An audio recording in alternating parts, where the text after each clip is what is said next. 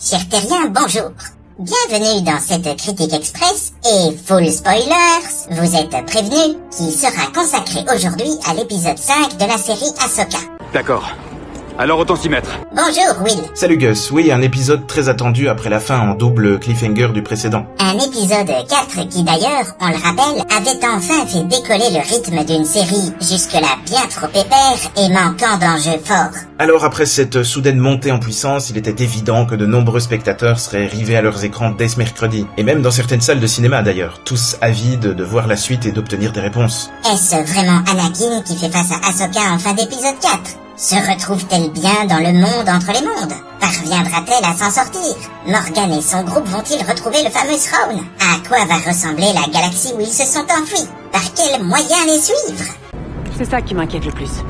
Autant de questions qui appelaient des explications diverses et variées qui ne viendront pas forcément. Bah non. Alors je confirme, c'était effectivement très sympa de revoir Anakin, mais je ne vois absolument pas ce qu'il a appris à Ahsoka dans cet épisode, ni en quoi elle avait besoin d'apprendre quelque chose d'ailleurs. Depuis le début de saison, son seul objectif vraiment mis en avant est d'arrêter les méchants. Elle n'est pas spécialement troublée par quoi que ce soit, ni en perte de confiance, en tout cas on nous l'a pas montré, alors automatiquement cette fameuse leçon elle a l'air de tomber comme un cheveu sur la soupe. Même si à la fin on comprend par le changement de code couleur de ses vêtements qu'elle s'investit intégralement dans le côté lumineux de la Force, et qu'elle n'a plus peur de devenir comme son ancien maître. Il y a un problème ?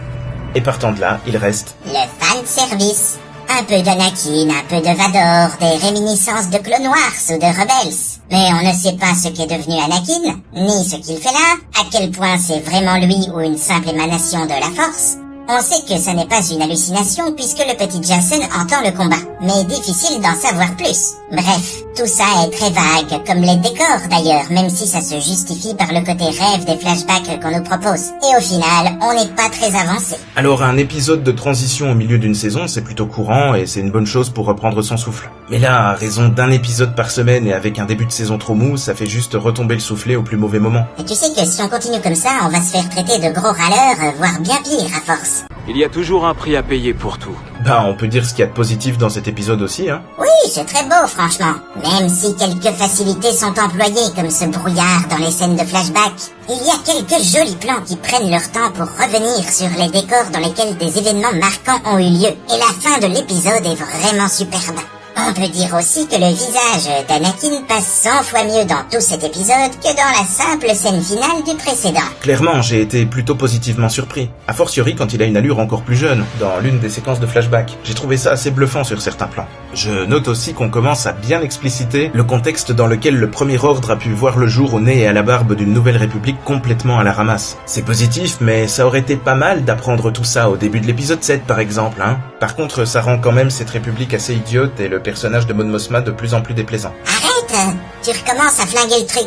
Très belle scène finale avec les Purgils aussi, comme tu l'as souligné.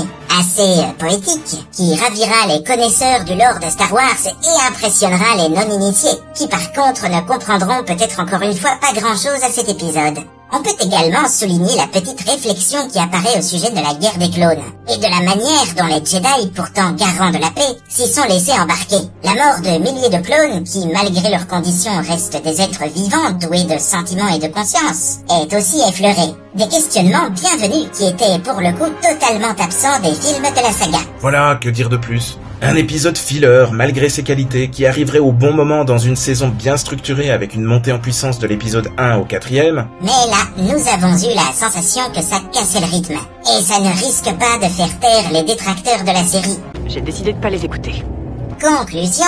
Ben, j'aime bien qu'on explore l'univers si vaste de Star Wars. Mais sur le plan des enjeux principaux, on n'a absolument pas avancé. Et l'épisode ajoute des questions sans réponse, même sur Ahsoka. Bah oui, parce que finalement, on sait pas où elle est tombée.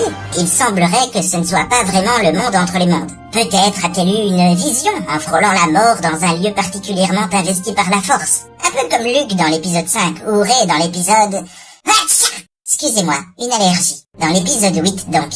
Oui, donc j'attends la suite. Et je commence à me dire que je me ferai au moins les 2 derniers épisodes de la saison sur une seule soirée, parce que avancer d'un demi-pas dans l'histoire comme ça à chaque fois, c'est juste pas possible. Voilà, il est gentil Dave Filoni, et on voit qu'il s'est fait plaisir à la réalisation de cet épisode. Mais il n'y a toujours pas de Thrawn à l'horizon. Alors maintenant, ce serait bien de nous emmener vers la conclusion de sa saison, et si possible vers son fameux film sur le Mandoverse. Donc, chers terriens, à la prochaine. En espérant, dans nos futures vidéos, parler plus de l'histoire de cette série que du lore de Star Wars. C'est ça.